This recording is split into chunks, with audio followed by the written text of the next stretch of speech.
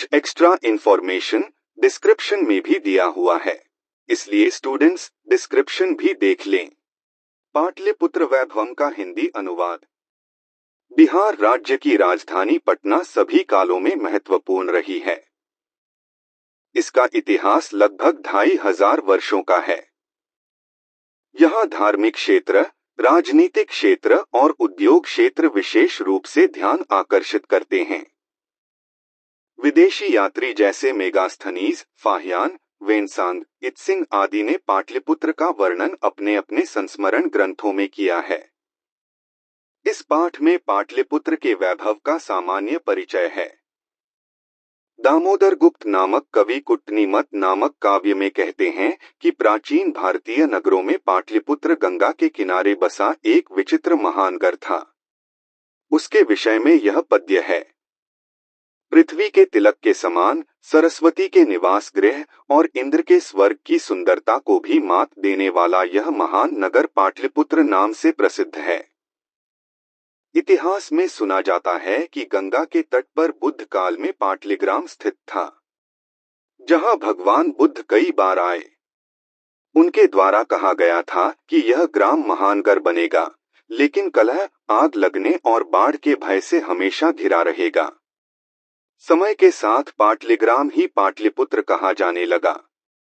चंद्रगुप्त मौर्य के समय में इस नगर की शोभा और रक्षा व्यवस्था बहुत उत्कृष्ट थी, ऐसा यूनान के राजदूत मेगास्थनीज अपने संस्मरणों में निरूपित करते हैं।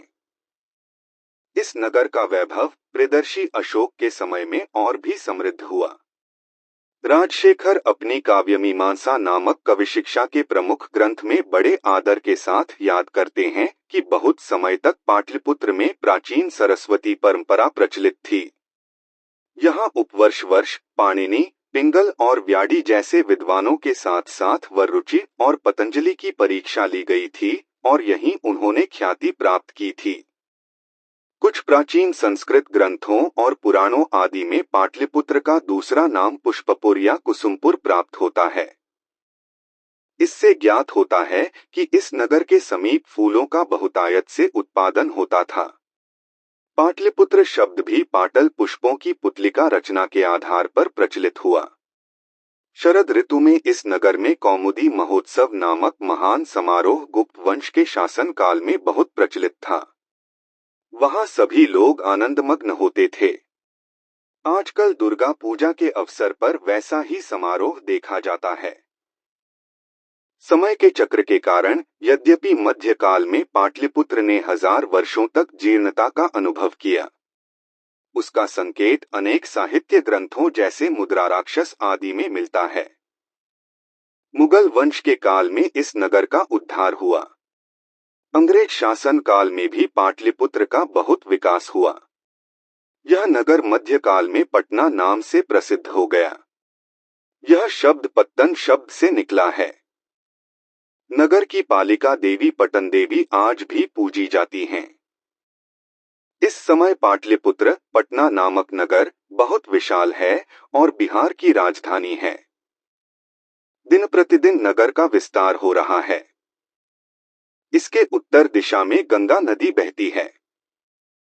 उसके ऊपर गांधी सेतु नामक एशिया महादेश का सबसे लंबा पुल और रेलगाड़ी का पुल भी बनाया जा रहा है। इस नगर में उत्कृष्ट संग्रहालय, उच्च न्यायालय, सचिवालय, गोलघर, तारामंडल, जैविक उद्यान, मौर्यकालीन अवशेष, महावीर मंदिर आदि दर्शनीय स्थल हैं।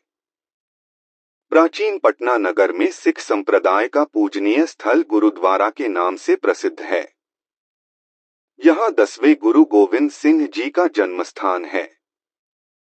वहाँ देश के विभिन्न हिस्सों से तीर्थयात्री दर्शन के लिए आते हैं। इस प्रकार पाटलिपुत्र प्राचीन काल से लेकर आज तक विभिन्न क्षेत्रों में वैभव धारण करता है और उन सभी का संकलित रूप संग्रहालय में देखने योग्य है। पर्यटन के मानचित्र पर यह नगर अत्यंत महत्वपूर्ण है।